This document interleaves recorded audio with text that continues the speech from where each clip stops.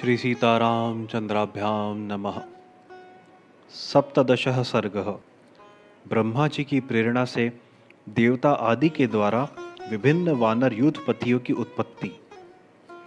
जब भगवान विष्णु महामनस्वी राजा दशरथ के पुत्र भाव को प्राप्त हो गए, तब भगवान ब्रह्मा जी ने संपूर्ण देवताओं से इस प्रकार कहा। देवगण, भगवान विष्णु सत्य प्रतिज्ञ, वीर और हम सब लोगों के हितैषी हैं। तुम लोग उनके सहायक रूप से ऐसे पुत्र की सृष्टि करो जो बलवान, इच्छा अनुसार रूप धारण करने में समर्थ, माया जानने वाले, शूरवीर, वायु के समान वेगशाली, नीतिज्ञ, बुद्धिमान, विष्णु तुल्य पराक्रमी, किसी से परास्त न होने वाले, तरह तरह के उपायों के जानकार, दिव्य शरीरधारी तथा अमृत भोजी देवताओं के समान सब प्रकार की अस्त्र विद्या के गुणों से संपन्न हो। प्रधान प्रधान अप्सराओं, गंधर्वों की स्त्रियों, यक्ष और नागों की कन्याओं, ऋषों की स्त्रियों, विद्याधरियों, किन्नरियों तथा वानरियों के गर्भ से वानर रूप में अपने ही तुल्य पराक्रमी पुत्र उत्पन्न करो। मैंने पहले से ही ऋष्यराज जाम्बवान की सृष्टि कर रखी है। एक बार मैं जम्हाई ले रहा था, उसी समय वह सहसा मेरे मुख से प्रकट हो गया। भगवान ब्रह्मा के ऐसा कहने पर देवताओं ने उनकी आज्ञा स्वीकार की और वानर रूप में अनेकानेक पुत्र उत्पन्न किए।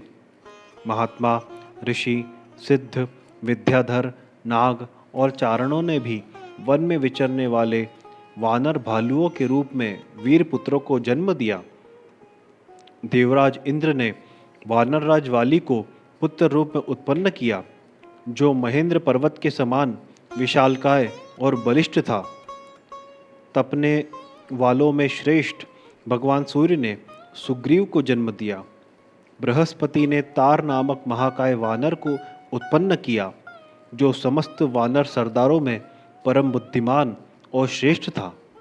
तेजस्वी वानर गंधमादन कुबेर का पुत्र था। विश्वकर्मा ने नल नामक महान वानर को जन्म दिया। अग्नि के समान तेजस्वी श्रीमान नील साक्षात अग्निदेव का ही पुत्र था। वह पराक्रमी वानर तेज, यश और बलवीर में सबसे बढ़कर था। रूप वैभव से संपन्न सुंदर रूप वाले दोनों अश्विनी कुमारों ने स्वयं ही मैंद और द्विविद को जन्म दिया। वरुण ने सुषेण नामक वानर को उत्पन्न किया और महाबली पर्जन्य ने शरभ को जन्म दिया। हनुमान नाम वाले ऐश्वर्यशाली वानर वायु देवता के औरस पुत्र थे। उनका शरीर वज्र के समान सुदृढ़ था। वे तेज चलने में गरुड़ के समान थे। सभी श्रेष्ठ वानरों में वे सबसे अधिक बुद्धिमान और बलवान थे। इस प्रकार कई हजार वानरों की उत्पत्ति हुई। वे सभी रावण का वध करने के लिए उद्यत रहते थे। उनके बल की कोई सीमा नहीं थी। वे वीर, पराक्रमी और इच्छानुसार रूप धारण करने वाले थे। गजराजों और पर्वतों के समान महाकाय तथा महाबली थे। रीछ, वानर तथा गोलांकुल अर्थात लंगूर जाति के वीर शीघ्र ही उत्पन्न हो गए। जिस देवताओं का जैसा रूप, वेश और पराक्रम था, उससे उसी के समान पृथक पृथक पुत्र उत्पन्न हुआ। लंगूरों में जो देवता उत्पन्न हुए, वे देवावस्था की अपेक्षा भी कुछ अधिक पराक्रमी थे। कुछ वानर रीछ जाति की माताओं से तथा कुछ किन्नरियों से उत्पन्न हुए। देवता, महर्षि, गंधर्व, गरुड़, यशस्वी यक्ष, नाग, किमपुरुष, सिद्ध, विद्याधर तथा सर्प जाति के बहुसंख्यक व्यक्तियों ने अत्यंत हर्ष में भरकर सहस्त्रों पुत्र उत्पन्न किए। देवताओं का गुण गाने वाले वनवासी चारणों ने बहुत से वीर, विशालकाय वानर पुत्र उत्पन्न किए। वे सब जंगली फल मूल खाने वाले थे। मुख्य मुख्य अप्सराओं, विद्याधरियों, नाग कन्याओं तथा गंधर्व पत्नियों के गर्भ से भी इच्छानुसार रूप और बल से युक्त तथा स्वेच्छानुसार सर्वत्र विचरण करने वाले समर्थ वानर पुत्र उत्पन्न हुए। वे दर्प और बल में सिंह और व्याघ्रों के समान थे। पत्थर की चट्टानों से प्रहार करते और पर्वत उठाकर लड़ते थे। वे सभी नख और दांतों से भी शस्त्रों का काम लेते थे। उन सबको सब प्रकार के अस्त्र शस्त्रों का ज्ञान था। वे पर्वतों को भी हिला सकते थे और स्थिर भाव से खड़े हुए वृक्षों को भी तोड़ डालने की शक्ति रखते थे। अपने वेग से सरिताओं के स्वामी समुद्र को भी शुद्ध कर सकते थे। उनमें पैरों से पृथ्वी को विदीर्ण कर डालने की शक्ति थी। वे महासागरों को भी लांघ सकते थे। वे चाहे तो आकाश में घुस जाएं, बादलों को हाथों से पकड़ ले तथा वन में वेग से चलते हुए मतवाले गजराजों को भी बंदी बना ले।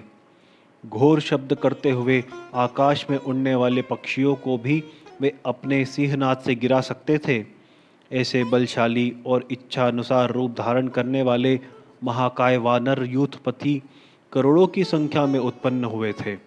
वे वानरों के प्रधान यूथों के भी यूथपति थे। उन यूथपतियों ने भी ऐसे वीर वानरों को उत्पन्न किया जो यूथपों से भी श्रेष्ठ थे। वे और ही प्रकार के वानर थे। इन प्राकृत वानरों से विलक्षण थे। उनमें से सहस्त्रों वानर यूथपति ऋष्यवान पर्वत के शिखरों पर निवास करने लगे। दूसरों ने नाना प्रकार के पर्वतों और जंगलों का आश्रय लिया। इंद्र कुमार वाली और सूर्य नंदन सुग्रीव ये दोनों भाई थे। समस्त वानर यूथपति उन दोनों भाइयों की सेवा में उपस्थित रहते थे। इसी प्रकार वे नल नील, हनुमान तथा अन्य वानर सरदारों का आश्रय लेते थे। वे सभी गरुड़ के समान बलशाली तथा युद्ध की कला में निपुण थे। वे वन में विचरते समय सिंह, व्याघ्र और बड़े बड़े नाग आदि समस्त वन जंतुओं को रौंद डालते थे। महाबाहु वाली महान बल से संपन्न तथा विशेष पराक्रमी थे। उन्होंने अपने बाहुबल से रीछों, लंगूरों तथा अन्य वानरों की रक्षा की थी। उन सब के शरीर और पार्थक्य सूचक लक्षण नाना प्रकार के थे। वे शूरवीर वानर पर्वत, वन और समुद्रों सहित समस्त भूमंडल में फैल गए। वे वानर यूथपति मेघ समूह तथा पर्वत शिखर के समान विशालकाय थे। उनका बल महान था। उनके शरीर और रूप भयंकर थे। भगवान श्री राम की सहायता के लिए प्रकट हुए उन वानर वीरों से यह सारी पृथ्वी भर गई थी। इस प्रकार श्री वाल्मीकि निर्मित आर्ष रामायण आदि काव्य के बालकांड में 17वां सर्ग पूरा हुआ। बोलो सियावर रामचंद्र भगवान की जय।